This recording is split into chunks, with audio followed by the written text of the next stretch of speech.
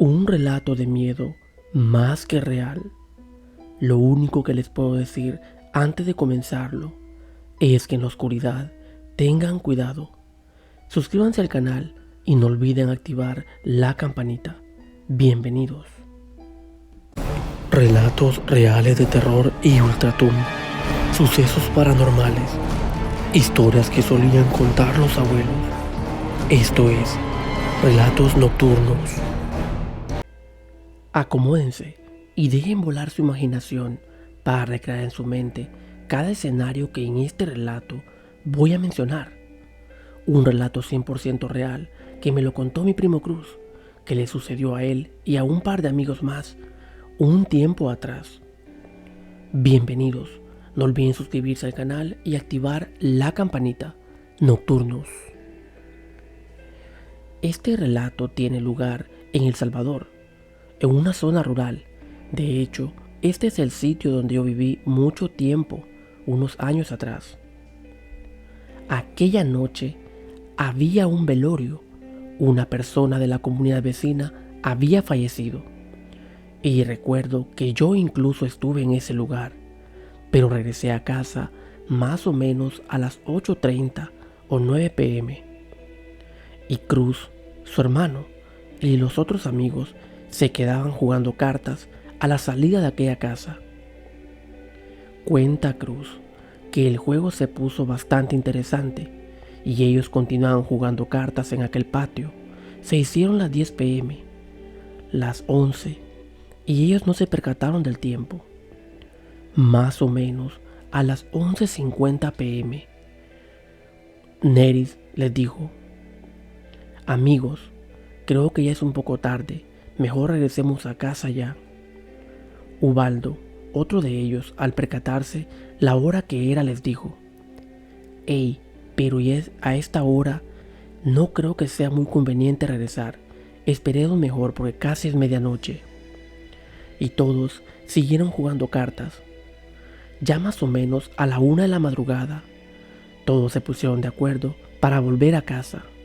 Pensaron que a lo mejor, como ya había pasado medianoche, nada les podría ocurrir en el camino. Ahora el gran dilema era: ¿por dónde regresamos? Ya que para regresar a casa tenían dos opciones: o caminaban a través del bosque para ahorrar tiempo, o se iban por la calle. La desventaja por la calle era que a lo mejor por la situación delincuencial algo les podría pasar, y por el bosque, por la oscuridad, era un poco más tenebroso. Al final todos acordaron que regresarían por la calle. Se prepararon y más o menos a la 1:10, 1:15 a.m., emprendieron camino. Iban platicando con una voz bastante elevada, en un tono alto. Pasaron a un costado de la escuela y la iglesia de la comunidad. Ahí vivía una señora que a ella le molestaba un poco el ruido cuando las personas iban con una bulla enorme en la calle. Y de repente, los 4 amigos escucharon 2 disparos al aire, 2 balazos o disparos que esta señora había lanzado. Ellos corrieron rápidamente por una gran cuesta hasta llegar al fin de esta allá arriba a un plan. Iban bastante cansados, pero sabían que había sido esta señora. Siguieron caminando, llegando hasta un sitio que le llaman El Carago. Esta es una fruta de Centroamérica y a lo mejor del sur de México y el norte de Colombia. Aquel lugar se le llama así porque, claro, lógicamente, ahí está un árbol de esta fruta. Aquel sitio tiene algo muy particular. Es un lugar bastante solo, donde hay como un desvío, es decir, la entrada hacia un callejón, y en este lugar reina la oscuridad.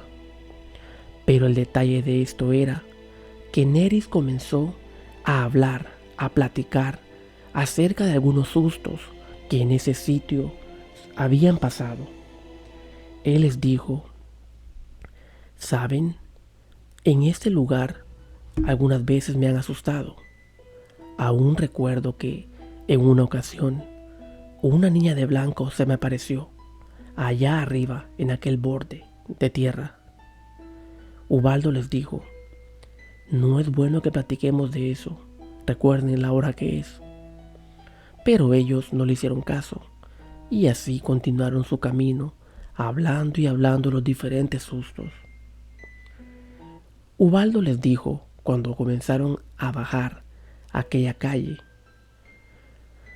no caminemos en el centro, sino hagámonos a la orilla, hacia el paderón de tierra. Ellos le preguntaron: ¿por qué lo dices, Ubaldo? Porque se dice que si caminamos en el centro de la calle, a lo mejor los malos espíritus rondan y corremos peligro de que estos nos acechen.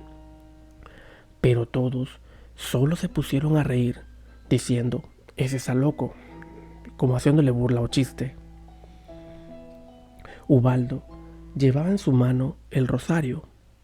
Mientras tanto, seguían platicando de todo, y especialmente de los sustos.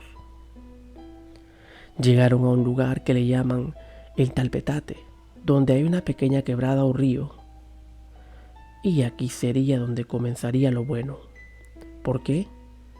Porque ya más o menos les faltaban medio kilómetro para llegar a casa. El detalle era que aquí habían unos grandes árboles de mango. Pero lo más curioso es que ahí hay un árbol de amate, justamente en la entrada de unas casas del vecindario. Aquel árbol de amate guarda grandes misterios, y ya lo he mencionado en otros relatos. De repente se escuchó cómo de aquel árbol de amates cayó algo. Ellos acababan de pasar ahí, quizás estaban a unos 10 o 15 metros, cuando se escuchó como una gran rama, o a lo mejor un costal o un saco con algo adentro, había caído en la calle. Todos por instinto comenzaron a correr y a correr en la oscuridad. De hecho, uno de ellos llevaba una lámpara, que ni se percataron, y aquella lámpara, en aquella carrera, había caído al piso, al suelo, en la oscuridad. Pero Armando, el hermano de Cruz, cuando los vio correr, él no les hizo caso y dijo: ¿y a estos qué les pasa? ¿Por qué corren? Y él siguió caminando naturalmente, sin ninguna exaltación. Pero todos habían corrido quizás unos 100 metros, es decir, como una cuadra de distancia, cuando de repente se pudieron percatar que allá atrás venía Armando. Venía Armando corriendo, pero venía gritando. Él gritaba desesperadamente que lo ayudaran. Todos se quedaron asustados cuando lo escucharon gritar y lo vieron correr, pero correr despavorido en la oscuridad. Todos dijeron y se regresaron rápidamente cuando escuchaban aquellos gritos desesperados. Al volver, lo tomaron y él no se podía controlar. Ellos lo sujetaban de los brazos, pero Armando gritaba y gritaba. Con la luz del teléfono lo alumbraron y cuenta Cruz que su hermano, a él parecía que se le iban a salir los ojos.